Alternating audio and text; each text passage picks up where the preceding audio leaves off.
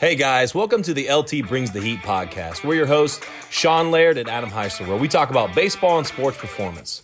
With topics ranging from coaching, business, and player development, our goal is to bring you a no BS approach to development in baseball and sports performance. Hope you guys enjoy. Let's rock and roll. Hey guys, welcome to another episode of LT Brings the Heat. We're your host, Sean Laird and Adam Heisler. Today we're going to kind of talk about a couple of things. We're going to focus on one main thing, basically answers to arm soreness and recovery from throwing. We're both down in Alabama. They're getting ready to start their season next Friday from what Adam told me, which is absolutely crazy to think compared with Indiana. But up here, we're still in the middle of our velo programming, and guys are kind of in their ramp up and their build up phases of throwing. So, arm soreness and excessive soreness is kind of building up, and you got guys that aren't taking care of their arms. And there's also a lot of myths that we're going to bust today and kind of address today. And there's a lot of factors that people think, old school mindsets. And not to talk down about old school, because I'm a big old school guy, but I like new school as well, as we've talked about on the podcast a lot. But there's a lot of recovery things and how to take care of your arm that is way past, like they've been debunked for years. And we're going to kind of address some of those things. But before we get rolling, Adam, how's everything going down in Bama? And you guys are getting ready to rock and roll. So I'm sure that guys are coming into you like, hey, coach, I need to be ready to rock and roll. What do I need to do? Yeah, everything's going great, man. They had their scrimmages this weekend where they do the umpire scrimmages. So the teams are allowed to play each other. So the umpires will get work in. But next Friday, a lot of the teams are kicking off for their opening day. So it's pretty crazy that it's already here. But it's funny, I was telling him before we came on, is next Wednesday, we're actually supposed to get some snow down here, which is very, very rare for us. So it's going to be interesting to see how the people handle that with dealing the snow a few days before your opening game starts. So parents, and you definitely want to bring out the blankets when you're watching these games, and kids, definitely make sure you're wearing your sleeves and your long johns and whatever else you got going on there. So we're getting a little bit of Indiana weather down here. So what about you guys? How's everything going? We've got about 8 inches of snow, and it's about -15 right now. So, I think I don't think it's going too bad right now. It's at least that's the real feel. So I think it's the regular temps, like in the teens or something like that. But we had Sunday is our big day for lessons, obviously, and so we had that snow from Saturday night to Sunday morning. So people were kind of freaking out about traveling and stuff, and the roads actually ended up being pretty solid for travel. So we ended up having a full day on Sunday, which is always nice. That's a bad thing about, the job in the wintertime up here is like, anything can change. Like I remember back in 2013, we had like 19 inches of snow and we were essentially closed for like a week to 2 weeks. It was pretty crazy. But yeah, so, getting ready for you guys starting with season, Adam, kind of what are some things that you focus with your guys moving forward? Like, hey, it's the beginning of the year, when it comes to pitchers and hitters, there's obviously different things. And we always say like, hitting is timing and pitching is disrupting timing. So how do you kind of help your guys kind of prep for getting ready for the season? Yeah, so there was a guy in last night in particular that he had come in. It's been a couple of weeks since he came in, but they're getting ready to get cranked up. So they finally got a little free time from his practice schedule to get in late last night. And he was kind of asking for advice about this weekend and those umpire scrimmages that I mentioned before. And I told him early on, for his at-bat standpoint, really try to focus on just trying to work the count as much as possible. I think the more you can work the count and see more pitches, the better your timing is going to start to pick back up. And like you're actually going to visually track balls and see balls in and out of the zone. It's just a thing that I think is way more beneficial, especially in these scrimmages, versus just going up there trying to go 3 for 3 and swing at every first pitch that you see. I think the more you can track right now, start off slow, then that way you're kind of ramped up, ready to go, instead of starting off like bangers right out the gate, swinging at everything, and then trying to calm all that back down. So be patient up there, hitters. Stand in on as many bullpens as possible at practice. I know you're not getting a lot of swings in with your high school teams, unfortunately, because there is team practice going on now. So get the extra work in. But if pitchers are throwing bullpens while another group's hitting, ask the coach if you can go stand in on the bullpen. That way you can continue to track the pitchers coming in. Ask the coach for live at-bats. I think a lot of kids are afraid to kind of recommend these things to coaches, but coaches would love that. If you just mentioned to them, like, hey, coach, can we see some live arms today? Like, yeah, we've been doing BP or we've done coaches scrimmages, but is there any chance we could see some live arms and have the pitchers throw? That way they get their work in. And hitters, we're getting our timing back down, as well as just seeing pitches overall, because we know it, just like you can get kind of tunnel vision in the cage, where when you get out there on that big open field, things your eyes kind of have to adjust back to being outside again. So adjust being back outside, seeing the whole big picture, checking out the batter's box, the the batter's eye in the background. There's a lot of variables that come into this. So the more comfortable you can get, I think that will get you really off to a fast start as our seasons are approaching here. What's some things that you would, I know you're a little further away, but what was some things you would recommend to some guys to kind of how to approach this practice weekend, practice games versus the real game starting here soon? Yeah, so up here right now, guys, and there's actually a couple schools up here that I actually train pretty much majority of guys that they're starting lineup when it comes to hitters, a handful of pitchers as well. But right now, and I'm probably going to get murdered for this, and though I agree with you with the using the pitching machine to help with velocity and stuff like that, I'm actually a guy that really hates using the pitching machine too much, except for like sliders, curveballs, and see and spin and stuff. I definitely think it's important, and we have used, machine work in the past for picking up velocity, but there's two main things that I'm seeing with guys right now with the schools that are just doing machine work. And so I think we got to have a blend of everything. I think we got to have a blend of BP and a blend of that machine work. It's not that I don't believe in machine work, as I was saying. It's just that I think that we got to understand what we're doing in totality and what the objective is. And the objective is hitting guys that are throwing overhand, hitting the fastballs, hitting the curveballs, getting confidence on the machine is important, but we also got to make sure we're getting timing, because for me, when I would use the machine work, it really, really screwed up my timing dramatically. And I was naturally, the two main reasons I would drop my hands sometimes if the ball would get stuck in the machine, or if, the ball, the coach had it set up, maybe it was too close or too far away and it wasn't consistent with the timing. So I'm noticing a lot of guys dropping their hands a lot. So basically I'm giving them advice like, hey, you drop your hands. What I mean by dropping the hands for those that are listening is when you get into launch position and the hands are collapsing, and Adam, as you know, it's hard to hit those high fastballs or fastballs up in the zone, especially those guys with the high spin rates and that really throw the shit out of the ball. But with them, I'm like, listen, be aware of what you're doing on the machine. If you can, record yourself on video a little bit. If you catch yourself dropping your hands a little bit, be aware of what you're doing and make sure you're making that adjustment quickly. Because obviously, there's more to hitting than just mechanics and timing. We've got to understand the feels of what we're doing. And so the second thing that the machine does that I've seen a lot of guys struggle with is they're getting drifting forward a little bit. Because I know that a lot of guys will set up the machine for perceived velocity. And Adam, you were telling me the other day about how they have cards and info how to set up how far away for the reaction time, which was good stuff. And specifically at some of these schools, they're just doing T work and machine work. And to me, that's awesome, great, but there's no timing from an overhand movement, and there's nobody throwing BP with a leg kick. And I think that's a fault that a lot of these schools will do, because especially right now, like people see stuff on Twitter, and everybody's like, "Hey man, get ready for the fastball, light up the machine." Doing your T work. And again, like I'm the biggest advocate of T work in the world. And like I said, I believe in the machine work, but I think that we have to make sure we're getting some overhand. So as you were saying, Adam, I think this is the biggest kept secret, and I don't know why more people don't do it, but standing inside of bullpens, like you were saying, is by far the best way to start picking up pitches, seeing spin, getting comfortable and being able to kind of relax. Because when you're in the box in a practice game or a real game environment, your anxiety is going up. You're kind of freaking out a little bit early in the season. You're nervous. You want to make sure you get a great start. If you can kind of stand inside those bullpens and kind of see pitches in a non-competitive environment where you're just kind of tracking and seeing balls, it's going to allow you, while at the same time working on your load, working on your separation, make sure your timing is there. And like we were talking about a few episodes ago on the podcast, that's your visualization right there. You're seeing the ball, you're seeing the spin. Okay, boom, slider away, boom, I just hit a line drive to right field. Ooh, fastball in, bang, I just turned on this, man. So when guys are getting set and kind of getting ready for that, and now the early part of February, now we're starting to see more live at bats too, which is obviously good. So with these guys that are getting live at bats, the most important part of the live at bat for me is standing behind the screen and watching the live ABs to see the pitches, but also the on deck where you're working on your timing. And it's things that we're constantly addressing all the time about, hey, your at bat starts before you get in the box. You have to be on the on deck circle, seeing the pitches, seeing what the guy's doing. And from a pitching standpoint, right now, most of the guys, like, you're transferring from this thought process of trying to overall develop this hard velocity and getting, big in the weight room. And now we're making that transition that we're throwing bullpens. We need to pitch. We need to learn how to pitch. We need to make sure we're hitting spots. We make sure we're getting our spin, make sure we're hitting, throwing 3 pitches for strikes or at minimum of 2 pitches for strikes. So there's a lot of mindset thing when you pitchers, like, don't just go in there, because a lot of them go in there, they're just trying to show off, maybe their velocity increases over the offseason.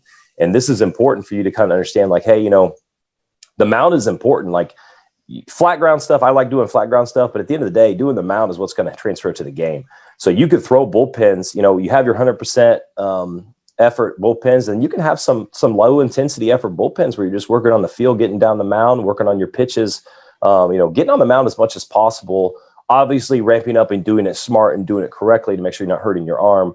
But that's most important, is making sure you're trying to create that game-like situation here inside, especially right now as we're prepping for the season here in 2 months.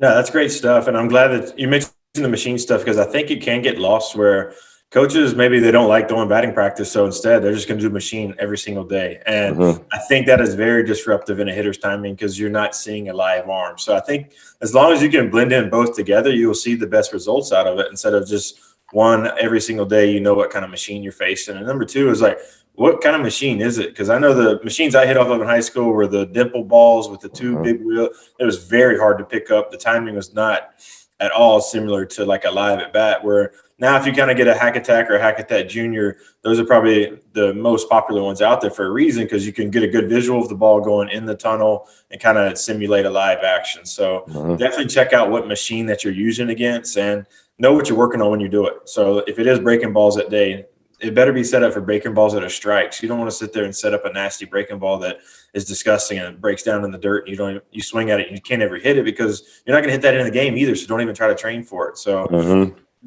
understanding it's the breaking ball up that the one you're trying to really work on.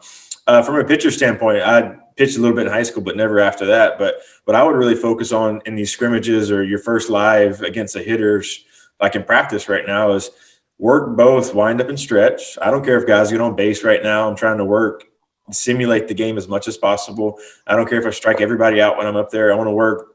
Today I'm dominating inside fastballs and low and away breaking balls. That's what I really want to focus on. My next outing, I want to dominate the outside fastball, add in my changeup, and let's see where it's at. But just start to build your whole repertoire that you have to try to get these guys out here in a couple of weeks when you start. Don't just come out right away trying to pump fastballs right by everybody, because what's going to happen when you face a good fastball hitting team, now you're kind of stuck not having that second and third pitch. So that's going to be something. And one more thing to add to the live at bats, I saw a cool thing the other day where a college had a pitcher throwing live in a bullpen with the right-hander and left-hander at the same time, and it helped that pitcher understand, okay, at first I feel enclosed, but I actually get to see how big that plate really is. And so, yes, I'm not going to hit the guy. This is a college, so I don't know about high school-wise if you could get away with doing this, but have the guys back off the plate just a little bit. So now you have two hitters working on their timing while one pitcher is working on kind of that tunnel vision of seeing the catcher and seeing the plate too. So I thought that was a really cool idea that I haven't seen before that I think teams definitely need to start implementing. Yeah, absolutely. And that's a really valid point too when it comes to machine work, because there's a lot of schools that have that old tool machine, dimple ball machine. Guys aren't using that hack attack. There's certain things that you definitely have to invest in as a coach to make sure you're working on it. And that's all you have for the machine. Like for me, for my advice is maybe you're just working on curveballs because it's so hard to pick up on that fastball, and maybe you're throwing close distance BP and throwing it a little hard, getting some little velo onto it. So you're working on timing from there. Because also, like, guys that can get away with big movements at the plate during batting practice, once things start speeding up, those movements may have to shorten up a little bit, and maybe they need to get that bat head out front, because a lot of guys are making contact too deep in the zone a lot early in the season for sure. But let's kind of transfer Adam into our arm soreness and recovery protocols. I know this is something I really enjoy talking about. It's something that we specialize at LT in helping guys develop arm strength, as well as I know you guys at Heisler Heat. And when I say arm strength, that's the recovery, that's increasing velo, it's taking care of your arm, that's all that stuff for those that are listening. But it always starts with kids coming up to you and say, "Hey, coach, my arm is sore. Hey, coach, it feels weird. Something feels off." And they're basically using pretty much every word they can in the book without trying to say that their arm's been bothering them for a while. Or some guys are using the word pain, and what they really mean is soreness. So, Adam, when it comes to guys approaching you, what are some of the common things that people say to you, and what are some of the common responses that you get out of them trying to get them going on the right track? Yeah, I think the biggest thing is they come up saying, "Hey, my arm's been bothering me." And then now we have to try to dissect the situation of, is it pain or is it soreness? All right. also, how much have you been throwing before you just picked up and started throwing? What are you doing at practice? Like, these are questions that have to be communicated. And I'm glad you brought up the point of, yes, we're doing an arm care. So you're building both the strength as well as the brakes too. So it's like the gas and the brakes. I think a lot of people get so caught up into building that 100-mile-an-hour velocity or whatever it is you're trying to throw that we forget about the safety of everything too that goes into this. So you're trying to build a strong arm, but also a safe arm and a healthy arm that can get you through the whole season. So a lot of kids will approach me back when I was coaching more, like during the summer, of, man, coach, my arm's killing me. Do you have any ibuprofen? Or do you have any Advil? This is stuff that guys, like, we want to get out to you guys. Like, yes, it helps the pain at the time, but we're not helping the injury, or we're not helping what is going on here. So you've got to understand why you're having this type of pain, and let's try to fix that versus always trying to take the medicine to help heal the pain. I've been there before. It does suck when your arm hurts, but let's try to figure the bigger picture. Me and Sean both played with arm injuries our last year at South. We knew it was an injury, but we didn't really know how much because we wanted to play the game. So both of us took cortisone shots in our shoulders. We took pre-game medicine stuff to get us through the season. Towards the end of the year, we both knew something was messed up. We had our MRIs done, and boom, we both had torn labrums. Sean's is way worse than mine, but it was just the fact of what we needed to do at the time. But it wasn't until we had those full answers, now we can start the process of, all right, how do we go from here? And so, guys, that doesn't mean immediately run to a doctor if you're having these little arm issues, because you'll know the difference between a 10 out of 10 and like a 4 out of 10. It just bothers me, coach, every now and then when I'm playing a little catch once I get over a certain amount of feet. Okay, so that's, just typical arm soreness. You probably weren't ready coming into the season, so your arm's trying to catch up. So the code word out there that every doctor is going to diagnose you with is you have tendonitis, and you need to shut down for 2 weeks, and you need to take this medicine, and everything will be good from there going forward. So now it's understanding, what do you do for recovery? Are you an ice guy? Are you a heat guy? Personally, I didn't like the ice. I didn't like the way it made me feel.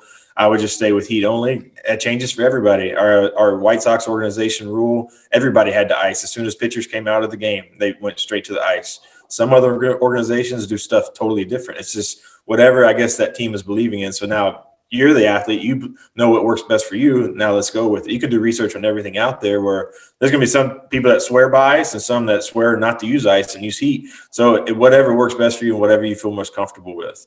Also, the old saying was, if you pitch that day, go run for 20 minutes just to get the lactic acid out. Where now I almost feel like after you're done pitching, is get you a 10, 15-minute little workout in afterwards, or sprints, or you're going to get way more out of that than just kind of jogging around thinking that you're magically just burning this acid right out of your system. So we'll break in a little bit deeper with your standpoint here, Sean, but that's just the themes I'm seeing from an outfielder standpoint, more than me personally deal with the pitchers. I let my pitching coaches here kind of deal with that. Now I'll chime in every now and then, but what are some things that you're hearing from guys, and like, how do you dictate what's his soreness and then what's his pain? Yeah, absolutely. And I'm glad you addressed on a couple of different topics, because I definitely want to go into depth on those things. Because these things I've thought about for a long period of time, and as the years have gone on, there's a lot of research that backs up, I guess, my conventional wisdom, if you will, that I've had in the past. But guys will come up and approach me, and they'll tell me their arms bothering me. So when we're doing velocity programs, and it's a love-hate relationship with the velocity programs, because people see velo programs like, oh, we're trying to throw hard, and most of our stuff, 90% of our time in there, is developing power, arm care, arm recovery, arm strength. We're training the mobility, stability. We're doing all those things, minimal throwing compared to the hour and a half that they're there. And guys will go off, and I purposely we don't throw bullpens at our arm care programs, because the kids are throwing bullpens with their high schools, they're throwing bullpens with their travel teams. Travel baseball practice is a whole nother thing. I just don't believe in that in the off season when it comes to the high school levels, because kids have so many other places they need to be. Their private instructor, their high school practices, or their coach. It's that's mandatory. They need to be there if they want to play in the spring season. So guys will show up at those practices, and we don't know what they're doing the other 5 days of the week they're not with us. We don't know what they're doing day in and day out. So I'll ask them, like, okay, is your arm sore? What did you do? And 9 times out of 10, the guy's like, well, I threw a bullpen the other day, but my arm was really sore, and it was abnormal sore. And I went ahead and threw anyway. I go, dude, like, you can't be stupid. Like that's literally how injuries happen. That's literally how you can hurt yourself. We were talking about this over the summer. Like, arm soreness in the elbow or fatigue in the elbow puts a lot more strain on the UCL when you're throwing. And so, if you're, say, somebody's doing bench press before, and I can't believe we haven't even addressed bench presses for overhead athletes on this podcast. We've done this, yeah. Oh my, I just now realized that. We'll address that probably in the next week. But say somebody's fatigued in the elbow, and they go through a bullpen, and you're putting a lot more stress on that UCL. So I tell these guys, like, listen, coaches are not going to be pissed off at you. I'm not going to be pissed off at you if your arm is bothering you too much to where you can't throw off the mound. But you have to be willing to take the conversation that's going to happen and take your bumps and bruises when the coach asks you how many times you've been throwing a week. When you say 2 or 3 times, and you guys have been ramping up for the last 6 to 10 weeks, and you're only throwing 2 or 3 times a week, that's a problem. How much are you doing your band work? I had a kid the other day say he's doing band work every single day, and I looked at him. I go, you would look a lot different if you were doing 30 minutes of band work every day, bro. It's just an FYI. And I have to be blunt because I want these guys to understand, like, part of the arm care and arm recovery, and most people think the answer is rest. Like, I'm really sore, and answers is rest, and that's the furthest thing from the truth. You actually need recovery, and you can say it's rest and recovery, potato. But most people think rest, they just sit around and they're watching TV, they're doing nothing. What you need is recovery, where maybe your volume of throws drops down, but you're really attacking the bands, you're really attacking the rice bucket, you're really attacking, strengthening your flexor mass, strengthening your mobility in the shoulder. And when we throw off the bump, we naturally will lose that 10 to 15% of internal rotation. So immediately after you throw, that's something you have to address. You lose internal rotation, you increase the risk of being injured. So all these things I try to educate these guys on. I had a kid a couple of days ago come up to me and goes, Coach, my arms are really, really sore. I threw a bullpen at travel baseball practice, and it was just bothering me the whole time. And I threw like 30, 40 pitches. I go, dude, what are you doing? I go, are you throwing bullpens with your high school? He goes, yeah. And I go, when did you throw your bullpen with your high school? He goes, the day before. So, yeah. And this kid's throwing back-to-back days. And so I will say this, like, as a coach, you have to start every single practice and by addressing, is anybody abnormally sore? Does anybody feel like they're weary about throwing today? Come see me. And then you have to have this 3 or 4 question template, like, okay, how many days a week are you throwing? What are you doing for arm recovery? What are you doing for prepping your arm, tissue prep before you throw? And you have to make sure you find these holes in these guys' arms and these guys' training programs, and you kind of help them fill in the holes. And then the main thing with me, started talking about icing. This is kind of I guess something that irritates the piss out of me. If you believe in icing, if you're listening to this, do it 100%. If that's what you want to do it. But research has debunked icing a long time ago. The guy who invented the RICE method, rest, ice, compression, elevation, I think it was like late 1970s. Names like Dr. American or something like that. MURKIN, if you want to look it up. And the guy who invented that literally backtracked some years ago and said, this best-selling book that I wrote is actually false in the fact that, ice actually inhibits recovery, and it inhibits the blood flow. So it's actually bad for people when it comes to throwers specifically. And there's a lot of research. I think there was a 2002 study or 2004 study where they talked about there is no lactate buildup in the arms when guys are throwing on the mound. So they're basically not building up lactic acid. So the old mindset is guys are building up lactic acid when they throw. So, hey, we need to run long distance, and we need to work on, let's see here, we need to ice so we can actually help recover right there. And that's the furthest thing from the truth right there. One second, I'm going to take a break for those that are listening. I'm sitting there getting fired up, so I had to take a drink. So guys are sitting there and they're like, hey, you need ice. And I remember being at a driveline. It was like a conference or something like that back in like 2012. And I rose my hand during there and I go, hey, like, I get a lot better recovery methods from doing, after throwing, from doing a lot of high rep band work, inducing blood flow into the micro trauma. So those are listening. The soreness that you get from throwing is actually micro trauma to all the tissues and tendons and, around that arm. Every time you throw, you're going to get a little micro trauma, which is, again, it shows how important it is for you to do the bands, the rice bucket, the strengthening, the proper stuff in the weight room, the mobility work. So you can, teach, muscles will grow the more stress you put on it. The more long toss, the more band work, the more strengthening you do of those small muscles, those tissues will grow stronger and more able to take a higher stress the more you do work on them. They're not just all of a sudden develop and getting stronger. So I remember raising my hand and going, hey, we have more recovery methods from the high rep band work. We do a lot of rice bucket work. We actually do flossing. So we'll do compression floss and help increase range of motion to induce blood flow into the elbow. Had a lot of kids, and we've done a lot of success with flossing with that. And I go, so I really, like, when I was younger, I didn't believe in ice at all. I never thought that it helped me. So I always tell guys, don't ice. And I remember Body at Driveline was like, hey man, like, we just let guys do it if they want to. We don't make it mandatory. If guys don't want to, they don't want to. And I remember there was a bunch of old school coaches in front of me, looked at me like I was absolutely crazy. And I looked at them, I go, what? And they're like, oh man, icing, it's so important. And I looked at them and they looked like, 100 pounds overweight. So I wouldn't believe anything that they would say anyway. Not to dog on those guys, just the guys that are listening. But, for me, it's like, you can't just have this mindset of what has been done in the past always needs to be done. And this is always going to be our mindset. And like I said before, not to dog on those guys, but for me, if icing has been proven not to work by the guy who invented it, that rice method, for guys that don't, the lactic acid is not built up in throwers, then we need to figure out better ways to recover from. And so if we're getting micro trauma from throwing, basically we need to regenerate those cells, send some cells into that tissue and increase that recovery. So for me, when I talk to guys about that recovery process, it's like, hey, what we're going to do and what we're going to focus on is you're going to make sure that you prep before you throw. You're getting your tissue prep, you're activating your CNS, doing your long toss, doing your bands, all that stuff. You throw, and then immediately after throwing, we're going to start on a recovery process.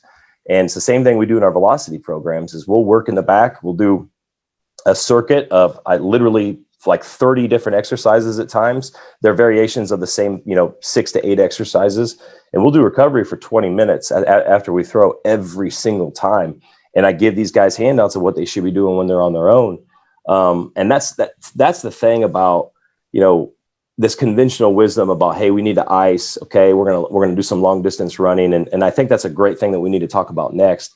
But lactic acid does not build up in throwers, for those that are listening. So the whole ice method and long distance running method, that's not what you need to be doing. We need to focus on what we can do to get our tissues prepped and to get our tissues to recover faster, so we can work and throw the next day or the day after, whether you're a reliever, whether you're a guy that has 4 days rest and you're a starter, you're going every 4 days. We need to make sure that we're training the body to adapt to that environment. And for me, those are things that are pet peeves of mine, but I know that was a long answer, but I wanted to address a lot of those things right there. But when it comes to recovery for you guys, Adam, what are some of the main things that you feel like that helps with you when you're pitching guys or helping with guys at the end of your programs? What do you guys do most that you feel like has the best bang for the buck for guys that get done throwing and kind of help them bounce back to their next start quicker? Yeah, you basically have nailed a lot of the stuff, from rice bucket to the flossing. We do cupping as well. We've had a cupping system in there that will do cupping on upper back, upper shoulder, wherever it is. You're kind of feeling some issues going on there.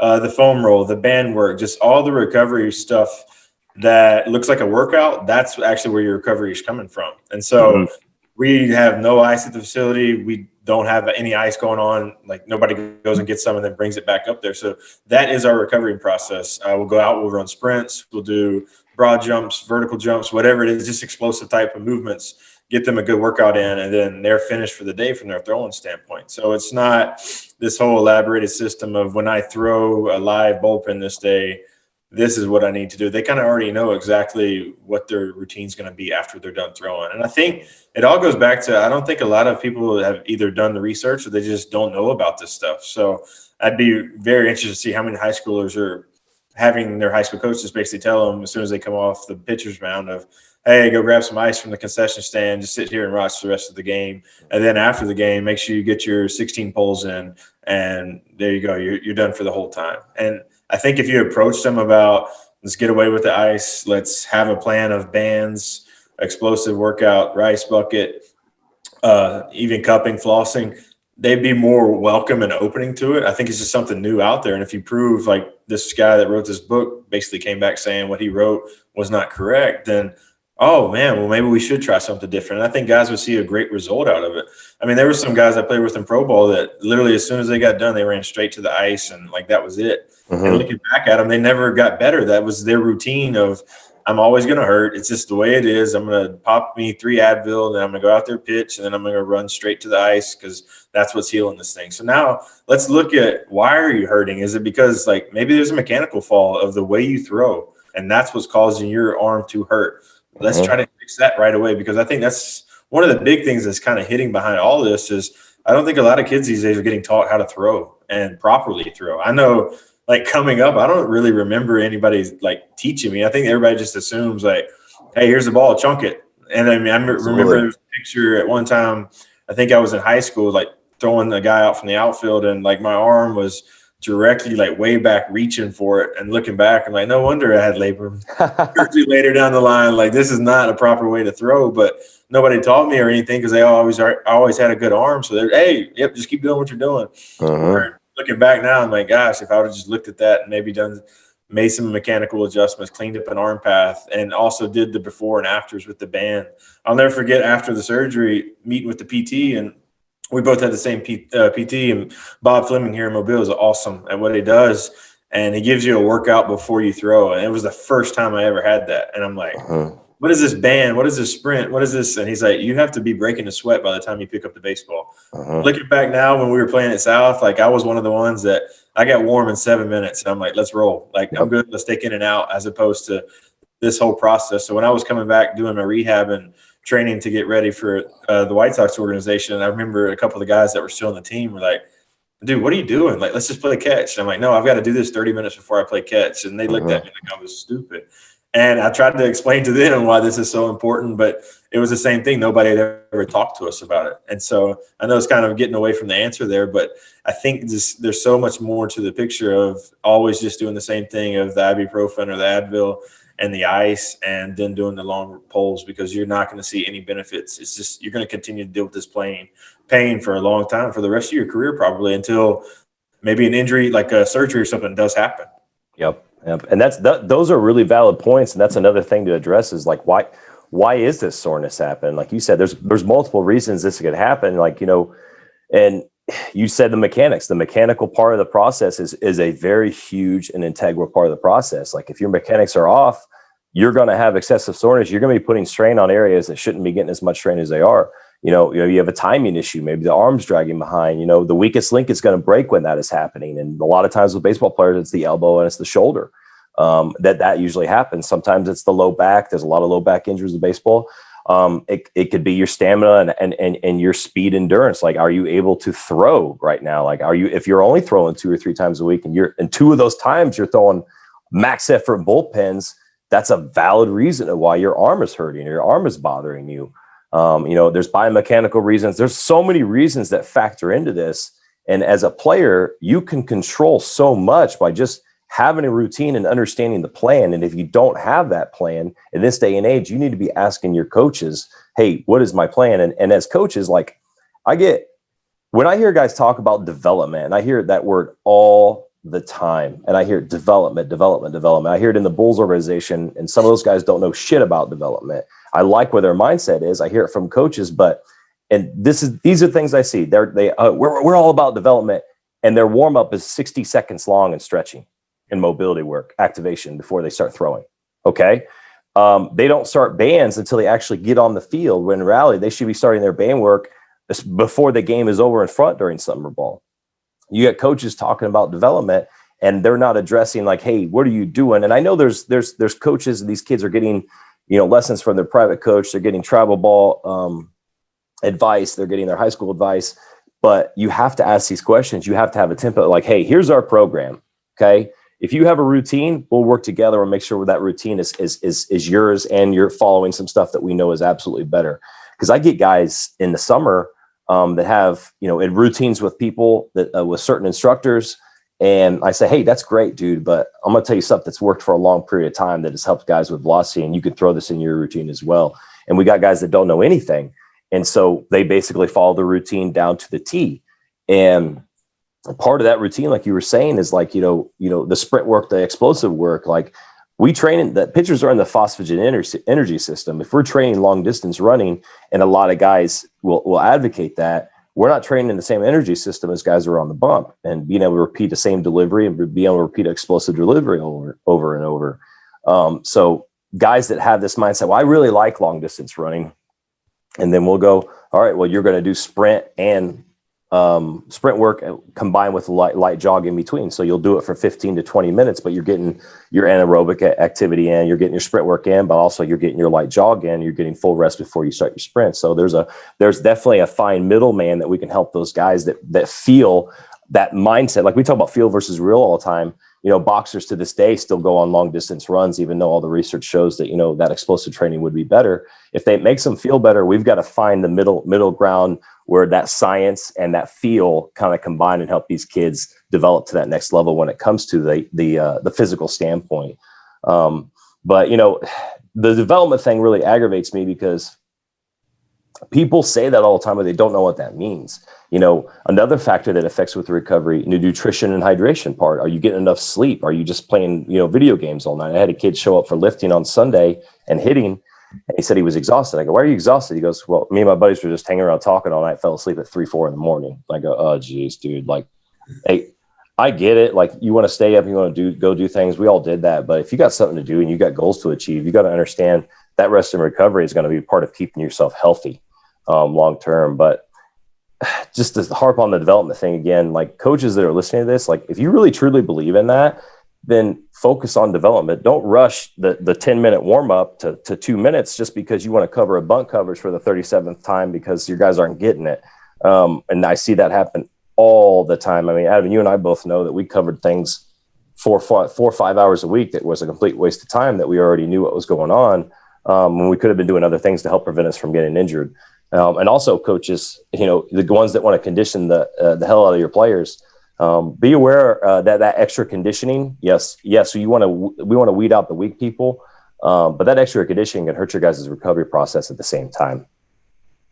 Now, a question I want to ask Sean, how many times do you get, so let's take pitchers out of it, but position players, because I'm catching just as much like arm soreness from position players as opposed, just like they do with pitchers. And I'm asking them like, what are you guys doing? Like, why is your arm sore? You don't throw near as much as a pitcher does. Oh, we did cutoff and relays the other day and I had to let it loose for 5 times. Your arm should be in good enough shape to let it loose for 5 times, or otherwise you have not been working to get ready for the season. So that's where your problem is at, is you weren't ready for the season and now you're trying to just start throwing 100% right away. And there's mechanics that go to the outfield throws just like infield and we've touched on it before in podcasts. It's like, the arm is just the last piece of the puzzle. Like, you've got to build the core and the legs and the explosiveness on these crow hop throws and on these shuffle throws through the infield, and don't just depend on that arm the whole time. So are you hearing that a lot from your guys about that, are even just position players or catchers that are complaining about arm soreness too? Absolutely. And that's the thing is, if I could go back and change one thing with me, like you said, I would have been doing a lot more band work and pre-game routine, but also the long toss. Like, we would stretch it out and be like, all right, we feel good. And there would be no pull downs. There would be no, high volume. I'm a big believer of going for time instead of for throws, building the arm up. And we do a lot of time work when it comes to our long toss. But that's something with position players. Like, they don't do that enough. When they're getting ready for practices, they'll play catch at 90 feet and maybe it's even shorter. Yeah. And I'm like, dude, like, you're doing relays and you're trying to throw that ball 150. Like, that's an issue. You're not even prepping to make those throws. You're not even getting these throws correctly, prepping your body for what you're about to do. And so I agree. Like, there's a couple of guys that address the same things with me. I had a kid who was telling me his elbow was a little bit sore, because the common occurrences for those that are listening, like the shoulder and elbow are obviously the most common occurrences for people. So the stretching, the mobility of the flexors and the extensors is huge. That's part of the routine, especially with hitters. Position players doing a lot more grip stuff. They're doing a lot more crushing stuff. They're gripping it back constantly. They're rotating on one side of the body, which every athlete in baseball is doing. But there's so much more grip work involved with position players. So they have to really pay attention to their elbows just as much, if not more, than pitchers a lot of times, because of all the grip work they're doing. The farmer's walks, the heavy grip work in the chins and the weight room. There's certain modifications that you have to address. And those guys are like, hey, I'm a little sore here. Well, hey, are you doing these things? You doing this mobility and the, doing your flexor work and extensor work? No. Okay, well, that's an issue. We got to make sure we're doing this. And also with the shoulder too, like you see guys in the infield all the time, they'll try to make these short throws and they're not following through, and they're going all arm trying to throw it as hard as they can across the diamond.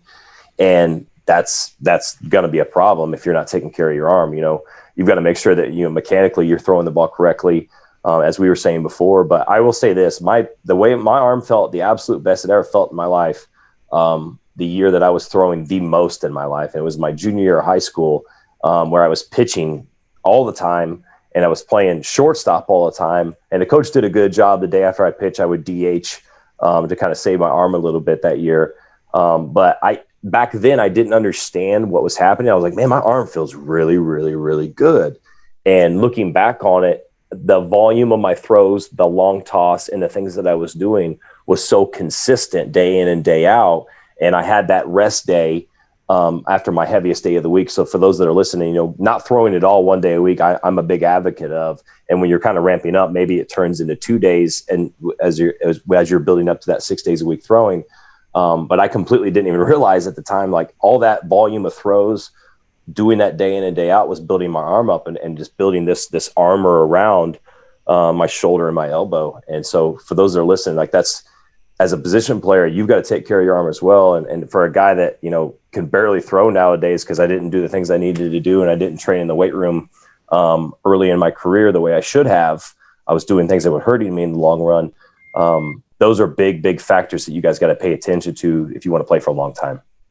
Yeah, and I think so many people are afraid to long toss, whether it's before games or just to get on a long toss schedule. Back when we used to run travel teams out of the facility, I specifically remember one kid that has still never had arm problems. He's an outfielder only, but he would literally long toss pretty much every day we had practice as well as before the games. And nobody wanted to throw with him because he did it. And so one of our guys that came over, he was a new guy, kind of got stuck throwing with him. But it was so cool to see how the new guy's arm got stronger, as well as he didn't complain about any arm pain. And at the end of the summer, he came to us and mentioned how that was the first time he played all summer with 0 arm pain. And it was so cool just to see. He almost kind of got stuck in this role, but it ended up working out for him. Kind of like what you were just saying, was when your arm didn't hurt at all or felt the best is when you're actually throwing the most too. So guys, if you're listening to this, make sure, it's almost too late now because your season's about to be here, but you got to start thinking about this stuff heading into whether it's summer ball or even getting ready before games. So you've got to lengthen this stuff on out. Don't get that stigma of, I'm just going to go 90 because that's probably the only distance I'm going to have to throw in this game. No, especially if you're an outfielder, you better be stretching it out, as well as you get to work on your carries, your throws, your crow hop, all the other good stuff that comes with it too. So now you're not just trying to make that game-winning throw and you're physically not ready for it because you didn't prepare for it during your warm-ups.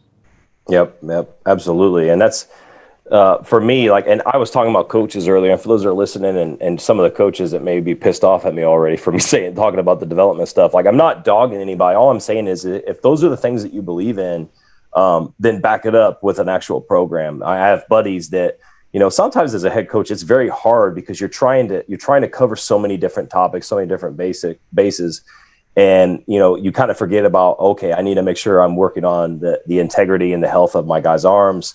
I want to make sure I'm taking care of their bodies and so forth. And, it's easy if you have a strength and conditioning coach on staff that helps with that stuff. But, you've got to communicate with that guy. And if you don't have that guy, you've got to make sure you educate yourself enough to the point where you're actually helping those guys, because there's guys at the Bulls, there's guys around Kokomo and the schools around Kokomo and schools around the North Indy area. I'm friends with a lot of those coaches. And I respect a lot of those coaches. And we all make mistakes, but part of understanding development is taking care of the bodies, because taking care of the body ultimately will help the guys reach a whole nother level athletically and physically. But I think we can end it right here. Adam, is there anything else you want to cover before we head out? No, I think that was a lot of good information today. So like you were saying, just if you preach development, then just back it up. It's just like anything in life. If you're going to talk about it, then make sure you're going to be about it too. So coaches, if you truly care about your players, then you're going to do this stuff for them. So it kind of makes it easy from that standpoint. And if you don't know, ask or reach out. I mean, not even just to us, to other people. That's what is so cool about the social media world now is you can find new ways to do new routines as opposed to just doing the same stuff that maybe you were taught when you were a player. Now you're a coach and you're just kind of transitioned to that for the past 20 years. And then maybe we're not seeing those results that we thought we would see. And maybe we're seeing more injuries than we thought. Yep, absolutely. Because I get text messages all the time from coaches asking me about, hey, how can I help with recovery? How can I help with mobility and stuff? And I love answering those questions. Obviously, I'm not going to hand them our entire program, but I tell them like, hey, these are the things you need to address. And I help them out with some of the answers and stuff.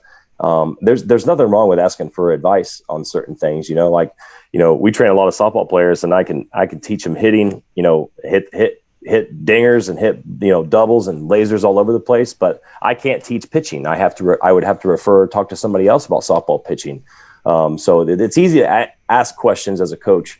To me, I respect a lot more guys that are trying to learn and willing to do that stuff. And I see guys on social media tweeting about arm care and recovery. Those head coaches, I love that stuff, man, because they understand it, they get it. They're trying to build that program for the next 20 years instead of the next year. But hey, guys, if you guys enjoyed this episode, make sure you guys leave that 5-star review, and hopefully this helps some guys with some of these arm issues and soreness. Getting on a program, make sure you're throwing 6 times a week, doing your bands, doing your recovery work immediately after you're throwing, understanding these things. But until next time, we'll see you guys later.